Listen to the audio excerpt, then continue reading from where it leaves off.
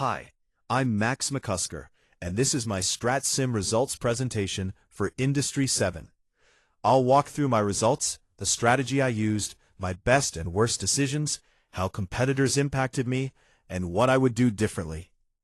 We finished second overall in the industry, with $20.4 billion in cumulative net income. In year 10 alone, we generated $3.41 billion in net income, and $26.9 billion in revenue, with a 12.7% return on sales, showing strong profitability.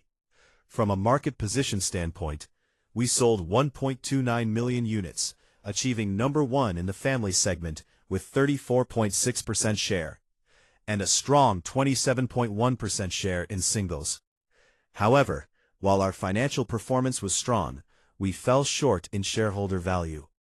Our stock price reached $91.47, EPS was $11.96, and total shareholder return was 7.1%, which was significantly behind Firm B's 13.6% TSR.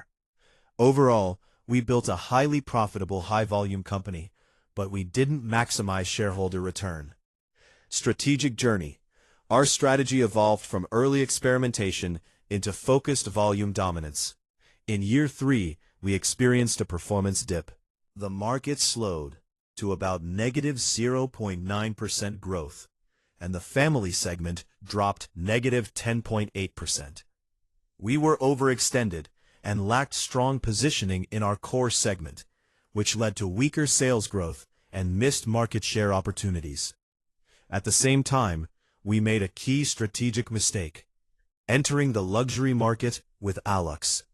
This was a market dominated by Firm B, with roughly 75 to 85% share through Butte. Our Alux vehicle only captured about 6% share, or 19,000 units, and had no meaningful impact on revenue. It required high investment, but produced very low returns. Looking back, it failed because we entered a highly saturated market where Firm B already had dominance, and it didn't align with our strengths. We were built for volume, not premium positioning.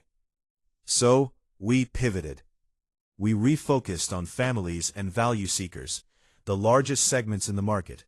Families alone represented over 2.2 million units, making it the most important segment. This shift led to 34.6% market share in families and helped drive revenue growth to $26.9 billion by year 10. The three-engine strategy. Our long-term success came from a three-engine strategy where each vehicle played a specific role. First, ALEC in the economy segment. This targeted value seekers and focused on high volume.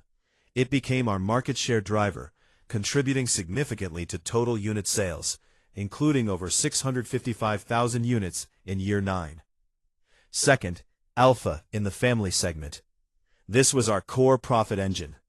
The family segment was the largest in the market at over 2.2 million units, and we became market leaders with 34.6% share.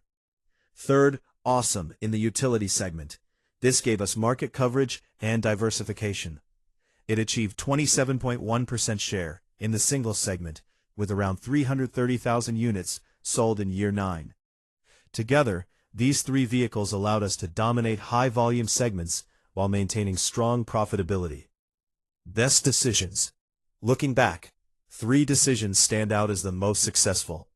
First, focusing on the family segment. We targeted the largest segment in the market, over 2.2 million units, and it contributed the majority of our 1.29 million total unit sales. We achieved 34.6% market share, making us number 1 in families.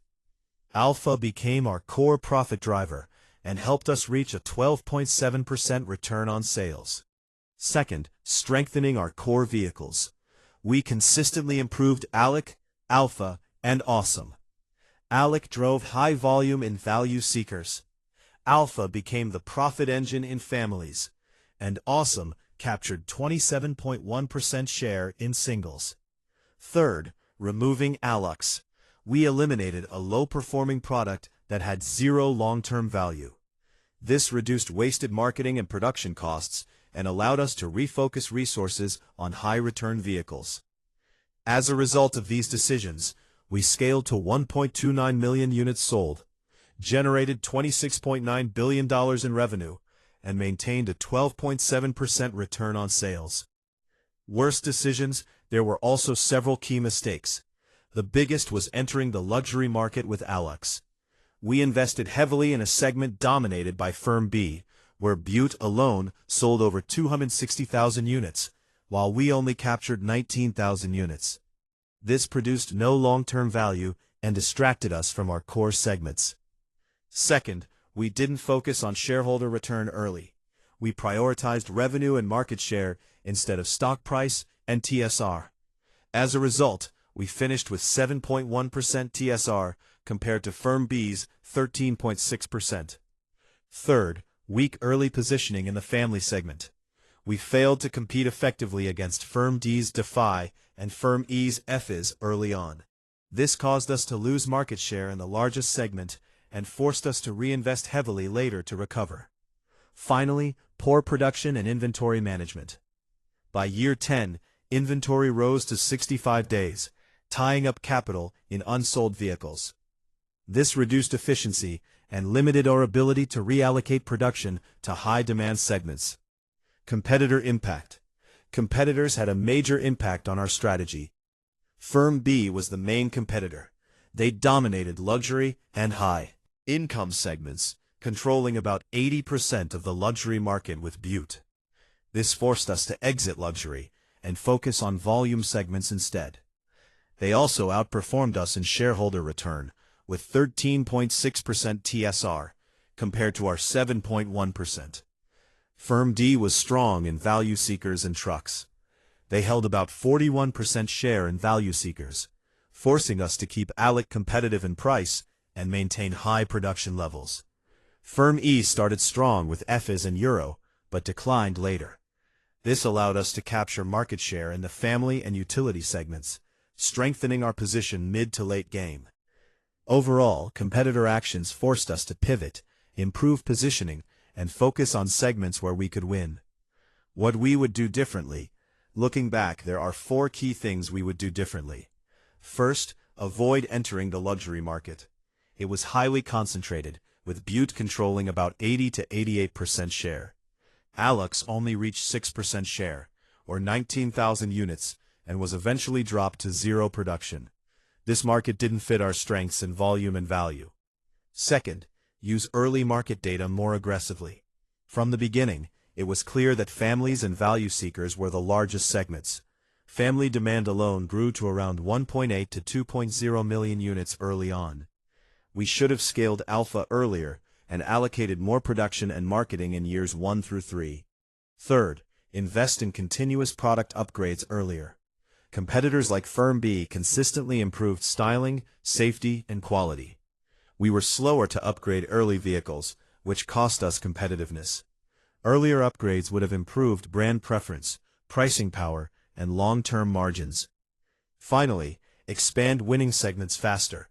Awesome performed well, reaching 27.1% share in singles, but expansion came too late. We should have increased production earlier and invested more in marketing to turn it into a second major growth engine. Overall, this simulation showed that we built a highly profitable, high-volume company. But it also highlighted the importance of aligning strategy with shareholder value. We proved that winning market share and generating profit is not enough. You also need to maximize shareholder return to win the industry.